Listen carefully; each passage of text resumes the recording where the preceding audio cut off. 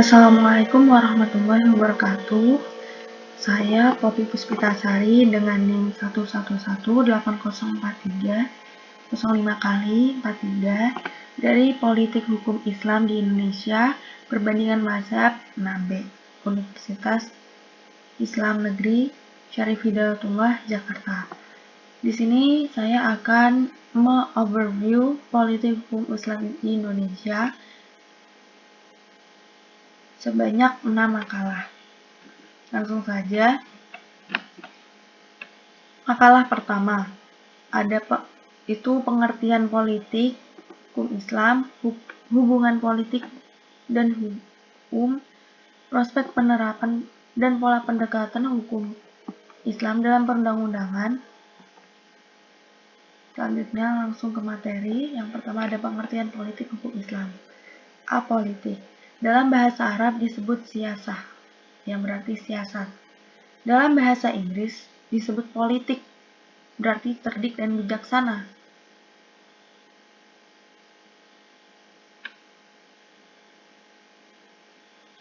Dalam KBBI disebut politik, yang berarti segala urusan atau tindakan mengenai pemerintahan suatu negara.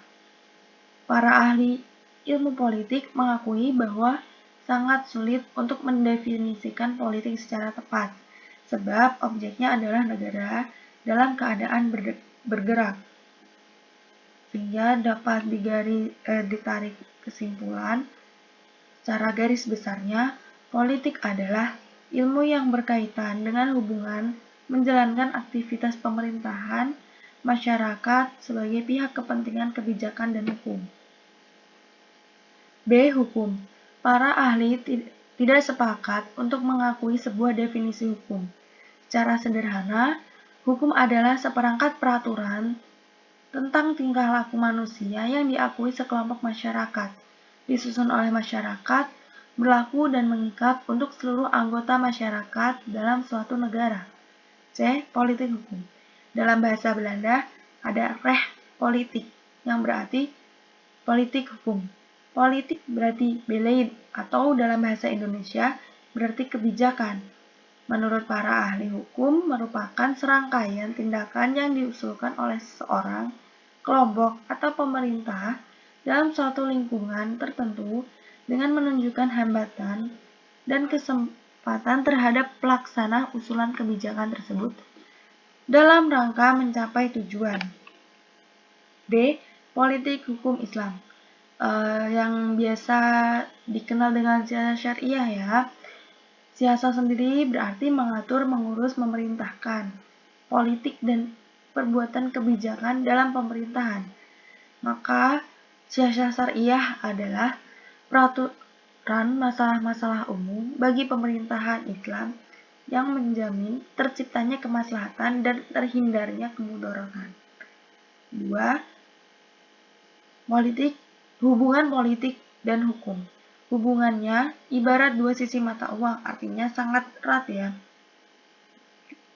Politik determinan atas hukum, artinya proses hukum sangat dipengaruhi oleh proses politik. Dan dalam kenyataannya, hukum selalu dikalahkan dengan proses politik. Menurut Satcipto Raharjo, politik sangat menentukan bekerjanya hukum. Maka politik dan hukum berhubungan karena hukum adalah produk politik, hukum sebagai alat politik, dan politik tunduk kepada hukum. 3. Prospek penerapan hukum Islam di Indonesia. Perlu adanya pengamatan lebih terkait ini ya, karena perlu adanya pengkajian karakter masyarakat modern, tingkat akomodasi hukum Islam terhadap perkembangan zaman, kondisi politik, sosial politik, kesadaran hukum masyarakat Islam untuk mengamalkan agamanya. 4. Pola pendekatan penerapan hukum Islam dalam perundang-undangan. Dalam proses transformasi nilai-nilai Islam dalam perundang-undangan, ada kendala yang ditemukan, di antaranya perbedaan mazhab dan pemikiran aliran yang berdampak pada terjadinya perbedaan pemikiran antara kelompok orang yang menginginkan keseragaman. Ada juga yang berpaham sebagai moderator konstitusional, yaitu yang berpendapat bahwa agama hanya sebagai bahan baku dalam pembentukan hukum nasional. Lanjut ke makalah 2, yaitu tentang sejarah politik Islam di Indonesia dan pemikiran Agus Salim, M. Nasir, Kartosoewiryo, dan Wahid Hasyim. Yang pertama ada sejarah politik Islam di Indonesia. Agama Islam masuk ke Indonesia saat masyarakatnya masih menganut hukum adat setempat. Lalu Islam masuk dan meresap ke dalam hukum adat tanpa mengubah nilai-nilai Islam maupun nilai-nilai dari hukum adat tersebut. Islam masuk awalnya dari perdagangan pada saat penjajahan Belanda, sehingga adanya 3 sistem hukum masa itu. 3 hukum tersebut merupakan kristalisasi dari 5 hukum yang ada di dunia, yaitu civil law, common law, hukum adat, hukum Indonesia, dan hukum komunis. A. Islam pra-penjajahan. Antara abad ke-7 sampai ke-8, Islam masuk ke Indonesia. Abad ke-13, munculnya kerajaan Islam. Kerajaan Islam pertama adalah Samudra Pasai di Aceh Utara. Setelah itu berkembang ke Tanah Jawa pada Kerajaan Demak. Yang pertama kali dibangun. Lalu menyebar ke Sulawesi dan Maluku.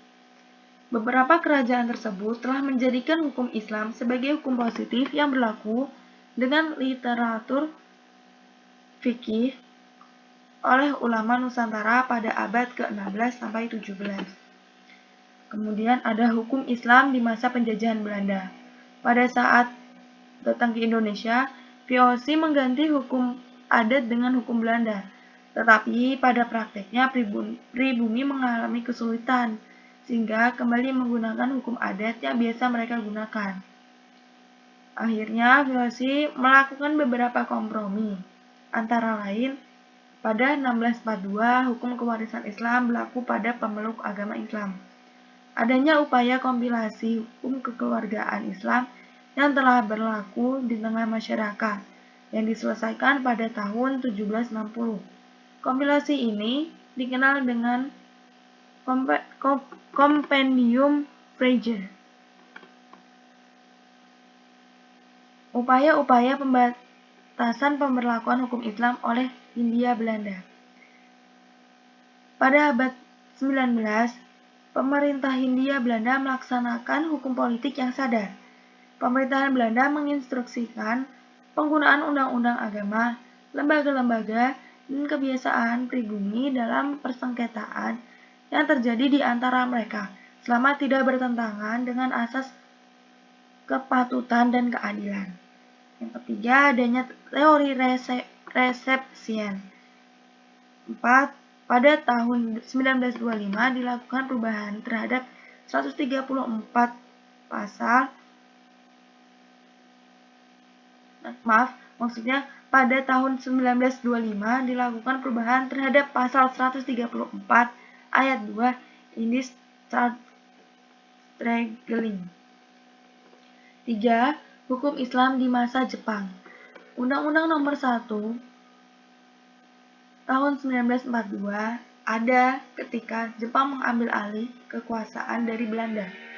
Pemerintah pendudukan Jepang tetap melakukan berbagai kebijakan untuk menarik simpati umat Islam di Indonesia. Di antaranya adalah Panglima Militer Jepang berjanji untuk melindungi dan memajukan Islam, mendirikan KUA, mengizinkan berdirinya Ormas Islam, menyetujui berdirinya Majelis Syuro Muslimin Indonesia atau Masyumi, menyetujui berdirinya Hizbullah sebagai pasukan cadangan yang mendampingi berdirinya Tentara Peta Pembela Tanah Air, dan yang terakhir mengembalikan kewenangan pengadilan agama.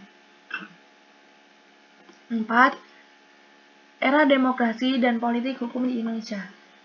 Penggantian hukum peninggalan Belanda dan Jepang menjadi tolak ukur hukum Islam di Indonesia. Selanjutnya ada pemikiran tokoh. Yang pertama ada Haji Agus Salim. Haji Agus Salim ini menuturkan bahwa di dalam pemerintah Islam mengakui bentuk pemerintahan raja atau monarki atau bentuk pemerintahan republik. Namun apapun bentuknya, yang terpenting harus sama-sama menjunjung tinggi hukum-hukum Allah. Maksudnya itu Al-Quran. Yang kedua ada Moh Nasir. Munasir ini pernah bilang, Islam bersifat demokratis dalam arti bahwa Islam anti-absolutisme, anti sewenang-wenang, dan menggariskan hak-hak manusia sebagai makhluk sosial, serta hubungan hak dan kewajiban antara pemerintah dan yang diperintah adanya timbal balik. Pengertian demokrasi dalam Islam adalah memberi hak kepada rakyat supaya mengkritik, menegur, dan membetulkan pemerintahan yang zalim. Kalau tidak cukup dengan kritik dan teguran, Islam memberikan hak kepada rakyat untuk menghilangkan kezaliman itu dengan kekuatan dan kekerasan. Itu hanya jika diperlukan. Kartosuwiryo.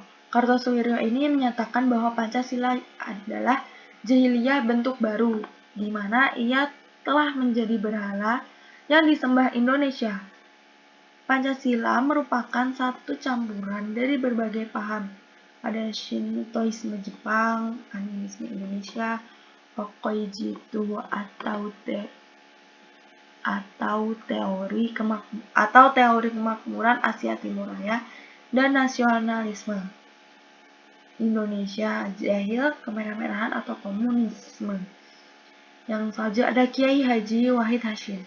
Kiai Haji Wahid Hasyim mengajukan 2 usul atas panitia kecil perancang Undang-Undang Dasar. Pertama, pada pasal 4 ayat 2 yang berbunyi, yang dapat menjadi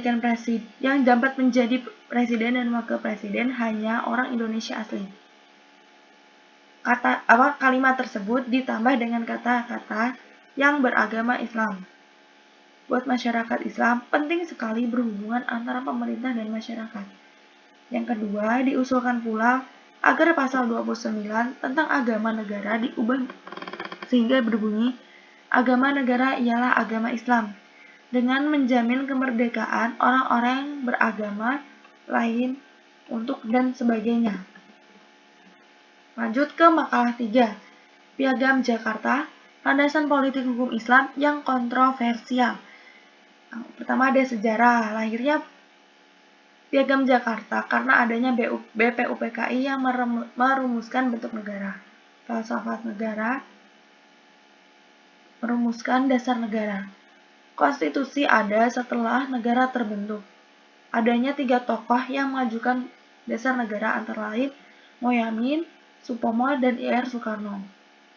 Kemudian BPUPKI mengalami masa reses atau masa istirahat atau masa jeda setelah adanya sidang pertama.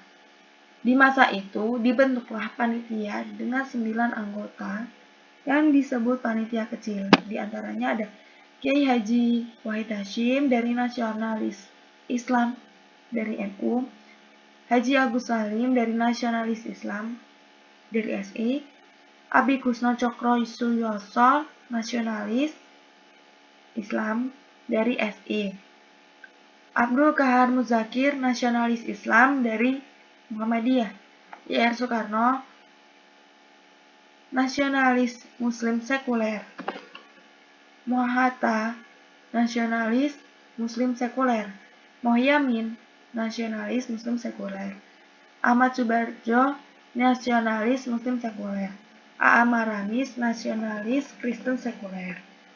Panitia kecil menghasilkan kesepakatan yang ditandatangani pada 22 Juni 1945, yang mana akhirnya disebut dengan Piagam Jakarta. 2. Isi kandungan Piagam Jakarta. Isi kandungan Piagam Jakarta itu tidak sama dengan isi kandungan Piagam Jakarta itu sama dengan pembukaan Undang-Undang 1945. Tapi tidak sama dengan sila pertama Pancasila. Kelompok Islam mempertahankan sila pertama Piagam Jakarta sebagai golongan nasionalis karena kelompok Islam mempertahankan sila pertama Piagam Jakarta, tapi golongan nasionalis itu tidak setuju karena akan menimbulkan diskriminatif bagi agama lain. Penyebab terjadinya kontroversi. Ada 2 penyebab, antara lain kontroversi penghapusan 7 kata dalam Piagam Jakarta. Yang kedua ada kompromi umat Islam tentang Piagam Jakarta. 4. Isi perubahan Piagam Jakarta. A. Ada mukaddimah yang diganti dengan kata pembukaan. Dalam Piagam Jakarta, kalimat berdasarkan kepada ketuhanan dengan kewajiban menjalankan syariat Islam bagi pemeluk-pemeluknya diubah menjadi berdasar atas ketuhanan yang Maha Esa. C. Pasal 6 ayat 1. Presiden ialah orang Indonesia asli dan beragama Islam. Kalimat dan beragama Islam dicoret.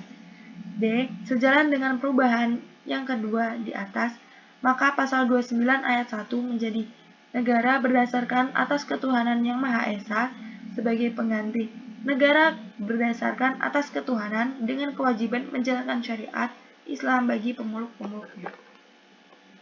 Lanjut ke makalah 4, yaitu hubungan negara dan agama. Pertama, hubungan negara dan agama. Menurut Mahmud Chaltut, hubungannya sangat erat, sehingga wajar kalau Islam terdapat ajaran-ajaran tentang kenegaraan. Menurut Al-Ghazali, agama adalah landasan kehidupan manusia, sedangkan negara adalah penjaganya, sehingga politik atau negara tanpa agama bisa hancur, dan agama tanpa kekuasaan politik dapat hilang dalam kehidupan manusia. Paradigma hubungan agama dan negara antara lain. A. Bersatunya agama dan negara, integrated paradigm, yakni pemerintahan negara diselenggarakan atas dasar kedaulatan ilahi. B. Agama dan negara berhubungan secara simbiotik paradigm, yakni hubungan timbal balik yang saling memerlukan. C. Sekularistik paradigm, menolak hubungan antara agama dan negara serta mengajukan pemisahan agama dan negara. Kedua, pola dan tipologi hubungan negara dan agama. A. Hubungan antara agama dan negara berjalan secara integral. Hubungan antara agama dan negara tidak ada jarak dan berjalan menjadi satu kesatuan. Tokoh pendukung gerakan ini adalah Al-Maududi. B. Hubungan antara agama dan negara berjalan secara simbiotik dan dinamis dialektis. Agama dan negara berjalan berdampingan, tetapi masih memiliki jarak dan kontrol masing-masing. Tokohnya adalah Abdullah Ahmad An-Naim, Muhammad Syahrur, Nasr Hamid Abu Zaid, Abdurrahman Wahid, dan Nurholis Majid.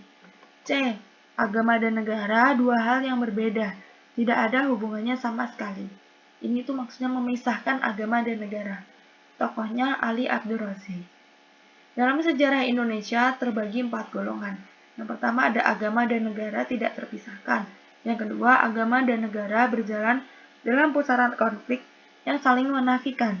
3. Hubungan dinamis dialektis antara keduanya. 4. Hubungan sekularistik antara agama dan negara. Dalam kehidupan di Indonesia sekarang ini adalah hubungan agama negara tipologi ideal yang perlu dikembangkan dengan membangun hubungan simbiotik, yaitu norma agama Islam dilembagakan. Dan yang kedua, negara ikut dalam membangun norma-norma tersebut. 3. Faktor yang mempengaruhi hubungan antara agama dan negara di Indonesia. A. Faktor sejarah. Awalnya dari sejarah Indonesia tidak bisa dilepaskan dari peranan penting dari agama Islam sebagai bukti mengenai rumusan dasar negara. B. Faktor kependudukan. Mayoritas penduduknya adalah beragama Islam. Diperkirakan jumlah penduduk Muslim di Indonesia mencapai 229 juta orang atau sekitar 87,5% dari total penduduk Indonesia. C. Faktor hukum. Banyak produk hukum Indonesia yang mengadopsi dari hukum Islam. Untuk lahirnya Undang-Undang Peradilan Agama Nomor 7 Tahun 1989, UU 01 1974 tentang perkawinan. Lanjut ke makalah 5. Politik hukum Islam di Indonesia pada era Orde Baru. Ada 3 fase. Fase pertama, fase antagonistik. Hubungan antara Islam dan Orde Baru pada tahun 1970-an ini bersifat konfrontatif, rivalitas atau antagonis. Artinya, sifat hubungan ini adanya ketegangan antara Islam dan Orde Baru. Dimulai ketika Orde Baru mengandaskan harapan politik Islam. Salah satu upaya Orde Baru untuk mengandaskan harapan politik Islam dengan menolak merehabilitasi Masyumi dan hanya membebaskan para aktivisnya yang pernah dipenjarakan Soekarno. Pada masa ini, banyak upaya yang dilakukan pemerintah Orde Baru terhadap politik Islam karena takut akan menjadi lawan terberat. Yang kedua ada fase resipokal kritis. Ini tuh hubungan yang kritis antara pemerintahan dan politik Islam. Terjadi sekitar pada tahun 1980 sampai 1985. Hubungan resipokal ini yaitu hubungan yang mengarah pada timbulnya saling pengertian timbal balik serta pemahaman di antara kedua belah pihak. Fase ini mulai timbul kesadaran pemerintah bahwa Islam merupakan denominasi politik yang tidak bisa dikesampingkan. Aktivis muda mulai berani mengkritik pemikiran politik Islam yang dilakukannya. Dalam diskusi-diskusi sampai pada beberapa kesimpulan teologisnya. Di antaranya, mereka berpandangan tidak ada bukti tegas bahwa Al-Quran dan Sunnah mewajibkan kaum muslim untuk mendirikan negara Islam. Selanjutnya mengakui bahwa Islam memberi seperangkat prinsip sosial politik. Islam dipahami sebagai agama yang kekal dan universal. Mereka percaya bahwa hanya Allah yang mengetahui kebenaran mutlak. Strategi yang dilakukan oleh aktivis muslim. Yang pertama, dalam pandangan ini, Islam tidak boleh berdiri dalam posisi yang berhadapan dengan negara. Dalam hal ini, tidak menempatkan Pancasila sebagai sesuatu yang bertentangan dengan Islam. Sepanjang sejarah politik Indonesia modern, para aktivis politik Islam belum mampu mengembangkan tradisi pemerintah yang kuat. Ketiga, seluruh pendekatan dan strategi seperti ini dimulai memasuki lembaga-lembaga pemerintah agar menghilangkan mitos bahwa politik Islam merupakan musuh negara dan memulihkan kembali harga diri dan citra politik Islam pada umumnya dipandang sebagai sasaran kecurigaan. 3. Fase ketiga itu akomodatif. Pola hubungan ketiga ini bersifat akomodatif atau integratif simbiosis, berlangsung antara tahun 1985 sampai 1997, yang ditandai dengan responsifnya pemerintah. Fase ini bernuansa antara Islam dan negara. Negara itu harmonis ya. Negara telah membukakan kemungkinan pembentukan perundang-undangan yang bernuansa hukum Islam. Pada fase ini, transformasi sosial dan dalam memaknai arti politik Islam dan negara, pada fase ini terjadi fase pembaruan dengan menjadikan masyarakat sebagai wadah berorientasi dan berspektif. Bukti-bukti yang menunjukkan tumbuhnya sikap akomodatif negara terhadap Islam. 1. Akomodasi struktural. Itu direkrutnya para pemikir dan aktivis Islam politik generasi baru ke dalam lembaga-lembaga eksekutif atau birokrasi dan legislatif negara. 2. Akomodasi legislatif. Disahkannya UU PN tahun 1989 dan diberlakukannya UU PA pada tahun 1989. 3. Akomodasi infrastruktural. Dirancang infrastruktur untuk membantu umat Islam dalam melaksanakan kewajiban-kewajiban agama mereka, seperti membangun masjid-masjid di lingkungan istana negara, diizinkannya didirikan Bank Muamalat Indonesia, dan sebagainya. Sekarang Bank Muamalat atau bank syariah kan dijadikan satu ya, namanya Bank Syariah Indonesia atau BSI. 4. Akomodasi kultural. Mulai terjadi pergeseran politik, didapati pola hubungan baru yang sama-sama saling membutuhkan tanpa harus saling serang dan mengarah dan ke arah etis, substantif.